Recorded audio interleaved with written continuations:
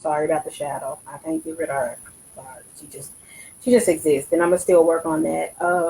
But this segment of Testimonies in Progress is going to be about my testimony, and the one thing I'm going to focus on, because I have several, is fear and anxiety. So before I go into that, I took a few notes while I was in prayer mode and meditation.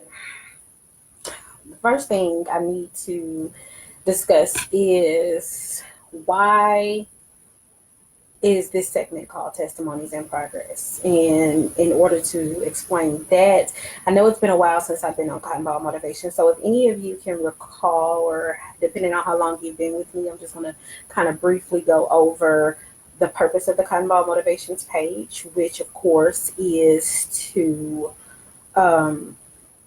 in the Cottonball Motivations LLC platform, is to let others know you're not going through this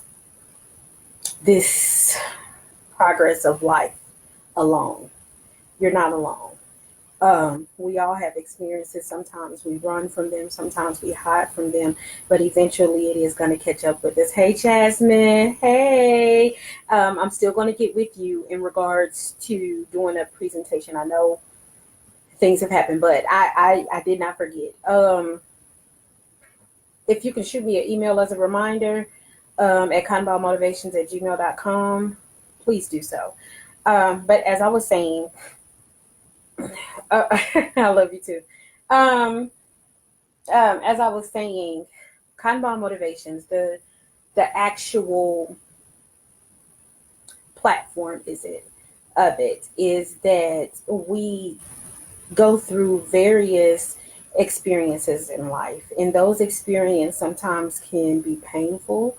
A lot of times those can be good, and regardless of that experience, as we grow, it implants something in us.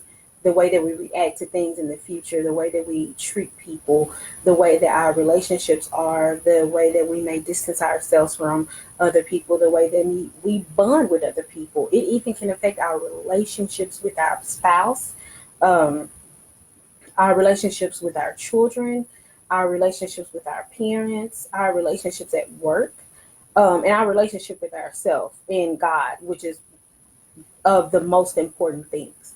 Because if you don't have a true and honest relationship with yourself to admit this is wrong with me, this is right with me, and a true and honest relationship and a foundation with God, in my opinion, then you therefore will, life is going to continue to be hard, and you're going to continue to suffer the same lessons over and over again until you get right. And I don't want to see people to continue to run into a brick wall or feel like they're going through life alone. So the cotton balls is a metaphor for cotton balls being placed in a jar. And unfortunately, you can't see the cotton balls, but I'll show you them another time. I'm in my prayer room, and I'm kind of segued into a corner.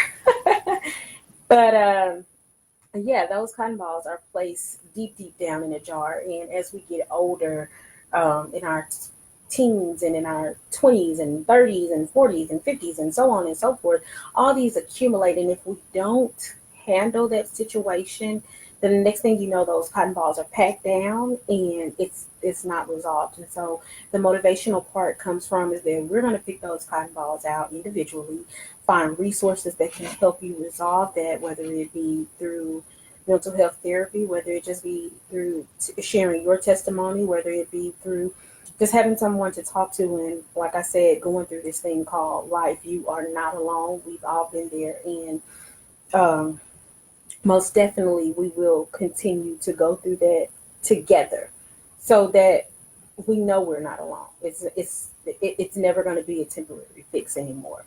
So the Testimonies in Progress, the reason why I named it Testimonies in Progress was due to, as we continue to live life, we constantly have a testimony. Every situation that we face, just like those cotton balls, even though they're buried, once you are ready to face them head on, they become testimonies in your path to lead others to doing better. And you never know. You can be somebody's greatest example to get closer to Christ or further away from Christ. So you have to be careful of what you speak, what you say, what you do. You never know who's watching. And the testimonies in progress for me, like I said, the one I will be discussing today will be fear and anxiety. Many of you know that, excuse me, one of my greatest fears here recently was having to undergo brain surgery. And thank God I do not look like I've had brain surgery, y'all. They never had to go through my scalp. You see this big afro? Didn't even get touched, y'all. Uh, God is so wonderful and so merciful that they were able to go through my nose in order to do the brain surgery to remove the tumor, which in fact was benign. It was not malignant. However, I had been dealing with that for a couple of years and going through tremendous pain and tremendous medical diagnoses because of it. So, that being the case, I was very fearful when the time came to do that. Other fears that I have faced are, this is so, it's an outpour and a blessing, and it's also, it still brings a little bit of anxiety. I am human, you know. And as I've told you all before, one of my prayers that I pray daily is that is that I be seen through Christ and not through that of myself, because I know a lot of times, sometimes my flesh will come out and say some things or do some things um, that I never want to portray, because like I said, you never know who's watching, and your testimony is sometimes the only Bible or the only proof of Christ, or the only proof that life gets better than anybody ever knows. You know, they don't have a church home, or they may not even have anybody that they feel they are comfortable with to talk to. Hey, Sean. Y'all, that's my sister. I love my sister, Shonda. Baby girl, I'm still praying for you. I hope you come home tonight. And if not, you know, you've been on my prayer list for sure. But anyway, you never know the paths that you cross. So please don't let your testimony be something, or don't let your reactions be something that continues to negate people from feeling like that they're alone in life. Okay, watch everything that you do. Be mindful. Another thing that has been a part of my testimony with fear and anxiety is that letting go of things, the bitterness, the hurt. The Bible teaches us, and I'm not a pastor, I know that, but I do know that for sure that the words that flow out of our mouth are not only speak life, but they show what's in our heart. So when you have that rage and that contempt, and the way that you react to your children, the way that you react to other people, the way that you react to certain situations in life, if you get stuck on the side of the road, um, your car broke down, nobody answering their phone, um, you have a situation at work and you really don't trust the people that you work with, the way that you react to everything, personal or otherwise, is a reflection of what's in your heart. And your heart needs to be pure and clean. And I'm not going to say that's an easy feat, because y'all, some days, me, myself, the fear, the anxiety, everything that I'm going through literally comes out, and I forget where I've been through. You know, I saw a sermon recently with T. Jakes where it said, have you ever been saved from a certain situation and you praise the Lord because you don't have to worry about, you know, whatever this monkey was that's been on your back, but you still trying to figure out, okay, Lord, how I'm gonna pay the car note, how I'm gonna pay the lights, the rent, the insurance, how I'm gonna feed the kids, how I'm gonna feed myself, you know, how I'm gonna get back and forth to work, how am I just going to get the basic necessities? I can't even afford to buy tissue, okay? And you're just like, okay, Lord, you redeemed me from being in those horrible relationships, but Lord, this right here is still knocking on the door. The first will be here in a minute. My bank account says negative $300. How we gonna fix this thing? And that's where your faith comes in, and the fear and anxiety in us. That's the devil. Okay? Point blank, I said it. It's the devil, and we have to work on getting past it. So, as I was saying previously, another fear that I think every mother has is the fear of losing their child, the fear that their child will not live up to the standard that they hoped. Every mother wants their child to be a better person than they were. One of the things that I've said before on Cottonball Motivations is that be a better you today than you were yesterday. And in itself, as a parent, you want to teach your child to be a better person in society, to be better, period. That there are other things to live for aside from what they may be facing, or what you faced as a child, and you want better for them. And sometimes, whew, y'all know I get really sensitive about my Nehemiah. So sometimes death is more than my child is not on the road and I'm upset with them. Mm. Sometimes death is more than my child is in prison and I don't know how to save them. Sometimes death is more than I can't communicate with my child. Sometimes death is death, literally. My sister Rashonda, baby girl, you and I both know some of the things that we struggle with, and I'll leave that up to you to share when you do your testimonies in progress. I still am going to send you the information before we go live together in these coming weeks. But death can be a number of things. Me personally, I lost my son. My son was what I prayed for. No, I did not go about in the way that I should have, which have been prayer, marriage. But my son was what I prayed for when doctors told me you would not ever be able to carry a child. Your body wasn't built for it, unfortunately. Your genetics and your family history, you won't be able to do it. Your buildup, you won't be able to do it. Um, the health issues that you have, you will not be able to do it. And I was fearful that I would never be a mom. Why did I want to be a mom? More so was not based on the world's thing that, you have to, women have to be married to feel whole and women have to have children.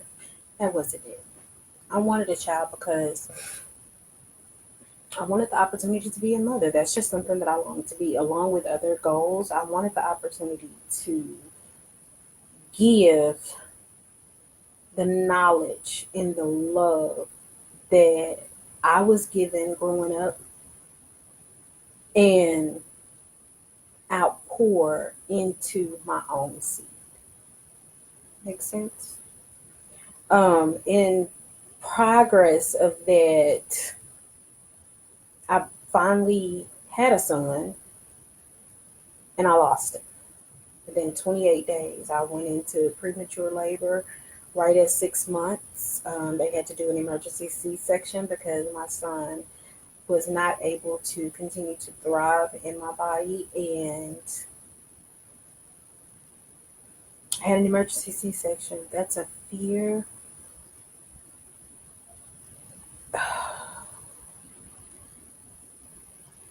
That's all I can say. It is a great fear. Had the emergency C-section, and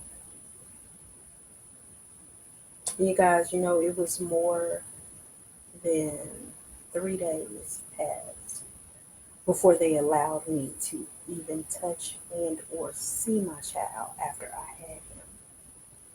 Now, mind you, my child lived for 28 days, but because my child was in such critical condition, he came out at 1 pound and 6.6 ounces, and he was fighting for his life. And I could not see him because not only was he fighting for his life, I was fighting for mine.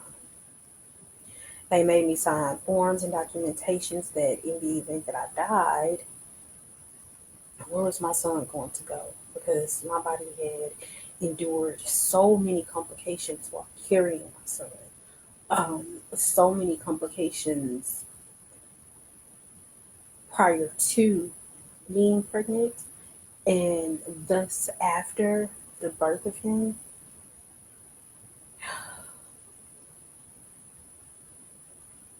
But I made it. I made it. And losing my son, when I finally got to see him, you all, after I left his room in the neonatal intensive care unit, I went to the sanctuary at the church. I'm sorry, at the hospital, and I cried. I cried and I repented, and I expressed all my fears to God.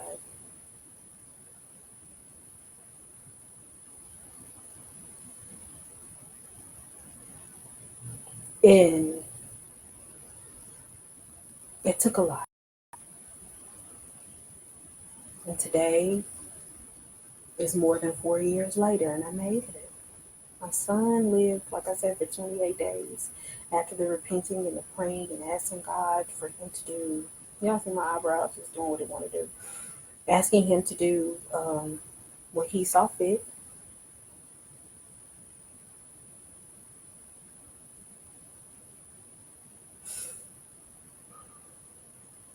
And yeah. So, another fear that I overcame prior to my son, I had been molested as a child. Not many people that I've told that to. I had been raped as an adult more than once. Never told anybody because I feared that, sadly, I was invaluable. And my value of self led to the choices that I made in regards to the people that I chose to be with. And at some point, I did cross that border of, even if my spouse hurts me, if he is still coming back to my house, then that's some form of love.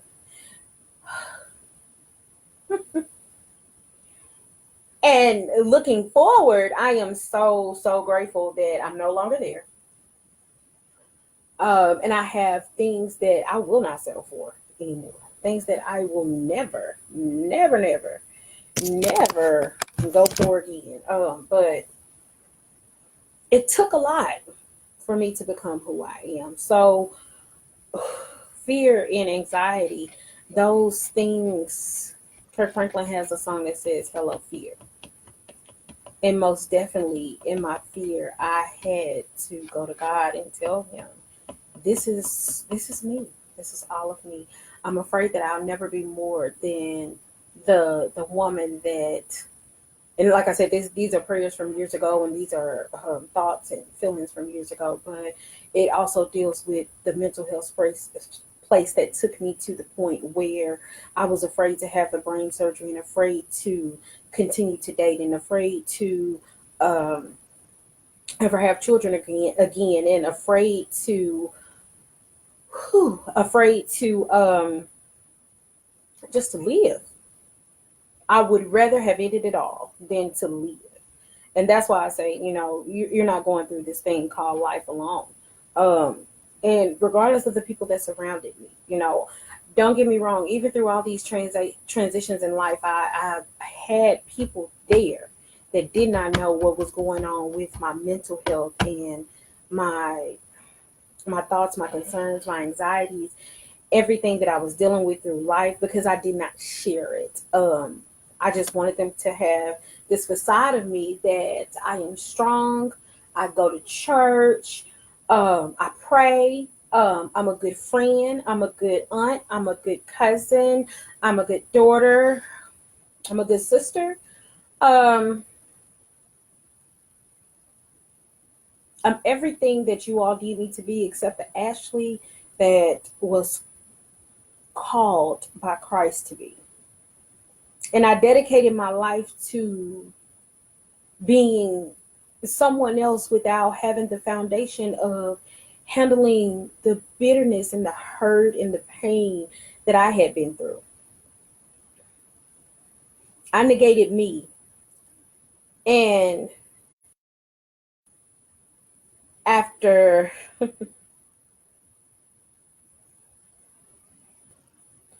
certain point in life, I had to admit I can't do this. Can't be who they want me to be. I can't fulfill the goals that they want me to fulfill. I can no longer be that person. I have to walk in my truth, as my mom would say. I have to walk in who God created for me to be. I have to accept that I'm human. I live life. And what happened to me when I didn't share it has now put me at an opportunity to become closer to Christ, to be more real and vulnerable, to accept that I am me. I am my testimony in progress. I never seen the righteous forsaken. Yea, though I walk through the valley of the shadow of death, I shall fear no evil, because thy rod and thy staff are with me. And things had to die in order for me to accept in me. The insecurities had to die in me, the insecurities of neglect, that I would accept any type of relationship, regardless of being physically harmed, being mentally harmed, being emotionally scarred, being feeling like that I wasn't good enough. I had to I had to accept that that needs to die, because I'm no longer that girl. I don't need your approval to be strong in who I am in Christ, to be strong in who I am as myself. I don't need it. Um, and thusly, combo motivations came to fruition. Okay, so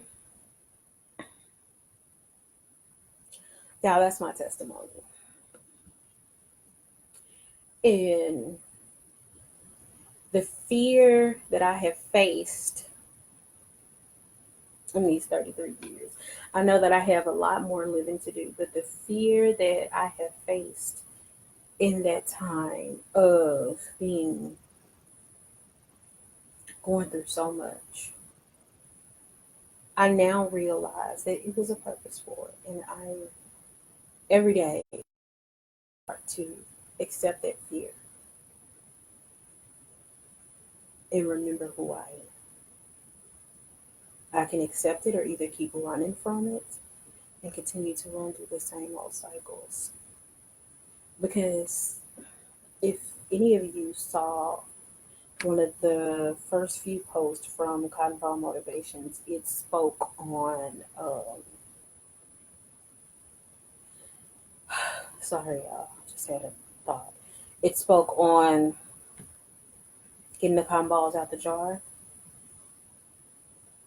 so that you can grow bountifully and successfully with the right soil, with the right foundation, with the right watering, with the right sunlight, the right nutrition, instead of these nasty, dirty cotton balls of life that we pack down and pack down and pack down and hidden to show a facade of who we are not. And no longer will that facade exist. And I'm so sorry, y'all, but I am praying to God that whatever my spirit is feeling, and whoever is watching this, that you can put away your facade as well. And living your truth, accept you, love your family, love your friends, um, and go from there. Hey, Tawana. Um, y'all, it's amazing how the spirit will move.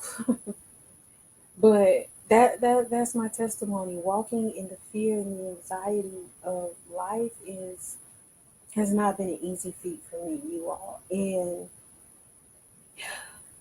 presenting myself with this big beautiful smile and listening to others, and then coming home and crying, you thinking, God, why me? You know.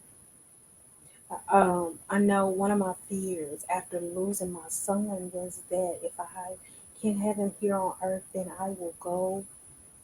I'm ready to die. I'm ready to lay my life down before I continue to live this life. And then my fear became, Lord, I went through molestation. I went through rape. I went through all these medical diagnoses of diabetes, high blood pressure, asthma, um, depression, anxiety, postpartum depression, suicidal because of the death of my son, not dealing with the grief of losing people in my life aside from myself, losing friendships that I thought would last a lifetime, losing family members that I thought would always be in my corner, or that I would always have a reputation. I'm sorry, not a reputation, but a reference to talk to them. Finding out people for who they are, letting the spiritual realm take over inside of me and clean me out and make me new and kill the things that have led me to harm myself more instead of loving me and accepting me. And that's what I want you all to know. Testimonies in Progress is for you all to show that, like I said, you are not alone in this thing called life. Others are not alone in this thing called life. And we will get through taking out these cotton balls one by one together. Um,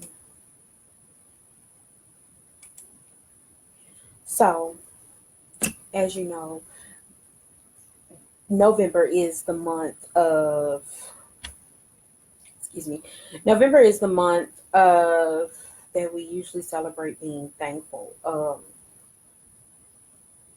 There are other things celebrated in November,